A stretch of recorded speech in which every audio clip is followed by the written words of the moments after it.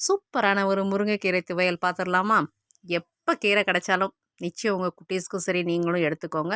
ஒரு குறிப்பிட்ட டயத்துக்கு அப்புறம் வந்து நமக்கு வந்து சில உணவுகள் வந்து சேராமல் போயிடும். ஆனால் அந்த கீரைகள் அப்படி இல்லைங்க. எந்த வயசில் நம்ம சாப்பிட்டாலும் அது வந்து அவ்வளோ ஒரு சத்து. அப்போ முருங்கைக்கீரை வந்து கிட்டத்தட்ட 300 கிலோமீட்டருக்கு அங்கிட்டிருந்து எங்கள் மாமி, அதாவது மாமின்னு சொல்றத விட எங்கள் ஆச்சின்னு தான் நான் சொல்லுவேன். அப்போலேருந்தே ஆச்சின்னு தான் கூப்பிடுவேன். எனக்குன்னு எப்பவுமே குடுத்து விட்ருவாங்க. ஹஸ்பண்ட் போனாலும் சரி, நாங்க போனாலும் சரி, தளுரா பார்த்து குடுத்து விட்ருவாங்க. 1 1/2 பவுல் வந்து இருந்துச்சு.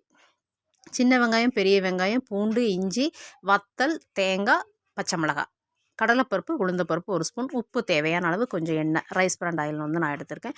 ஃபஸ்ட்டு வந்து என்ன அப்படின்னா, இதை லைட்டாக வந்து ரோஸ்ட் பண்ணி எடுத்துக்கணும். கடலைப்பருப்பும் உளுந்தம்பருப்பும், அதாவது கருகிரக்கூடாது. சில்வர் பாத்திரம் அப்படிங்கிறனால அடுப்பை கொஞ்சம் கம்மி பண்ணி நான் வறுத்துக்கிட்டு இருக்கேன். இப்போ வறுத்துட்டு அதோட நிறம் மட்டும் மாறணும். தனியாக ஒரு பாத்திரத்தில் போட்டு வச்சுக்கிறோம். தேவையான அளவு வந்து எண்ணெய், நம்ம தாளிக்கிற எண்ணெய் அளவு ஊற்றினா போதும். இதில் வந்து சின்ன வெங்காயம், பெரிய வெங்காயம், இஞ்சி, பூண்டு, வத்தல், பச்சை மிளகாய். பச்சை மிளகாய் 2 நல்ல எரிவுள்ள சேர்த்துருக்கேன். வத்தலுமே நல்ல எரிவுள்ள வத்தல். தேவைப்பட்டால் 1 மட்டும் எக்ஸ்ட்ரா எடுத்துக்கோங்க. எந்த சைட் டிஷ்ஷுமே வேணாங்க. இது மட்டுமே போதும்.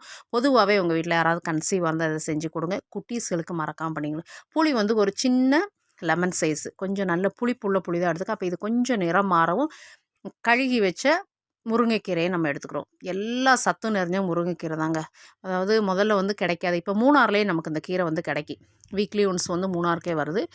இப்போது வந்து தேவையான அளவு உப்பு சேர்த்து நல்லா வதக்கி எடுத்துகிட்டு ஆற வச்சுருங்க. ஆற வச்சுட்டு தண்ணி ஊற்றாமல் ஃபஸ்ட்டு அரைங்க. அப்புறம் லைட்டாக தேவைப்பட்டால் கொஞ்சம் சுட்டு ஆறின தண்ணி வந்து அப்படியே சேர்த்துக்கோங்க. இது வந்து தாளித்தாலுமே நல்லா தான் இருக்கும். பாருங்கள், சூப்பராக அரைஞ்சி வந்துருச்சு. அப்போ இந்த கீரை மட்டும் போதும் பிசைஞ்சு. குழந்தைகள் வந்து சாப்பிடலன்னு நீங்கள் கவலைப்படாதங்க. சோறை வந்து போட்டு ஊட்டி விட்டுருங்க.